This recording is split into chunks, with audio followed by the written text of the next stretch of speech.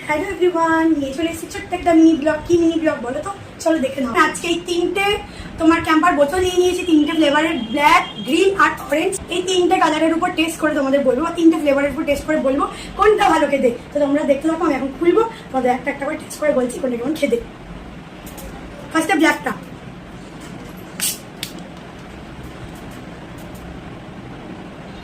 Pepsi হয় ঠিক কেমন খেতে। যবে থেকে এটা বেরিয়েছে আমার ব্ল্যাকটা বেশি ফেভারিট, এবার বাকিগুলো টেস্ট করবো। দেন হচ্ছে গ্রিনটা,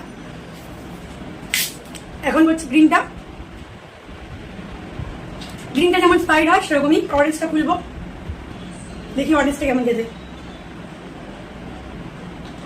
যেরকম মিরিন্ডা খেতে হয় ঠিক তেমন, বাট আমার সব থেকে ভালো লেগেছে ব্ল্যাকটা, দেন আমার গ্রিনটা, অ্যান্ড দেন লাস্টে অরেঞ্জটা। তো কেমন লাগলো আমার এই ছোট্ট মিনি ব্লগটা? আশা করি ভালো লেগেছে। দেখা হচ্ছে নতুন কোনো মিনি ব্লগের সাথে। Tata, bye, love you.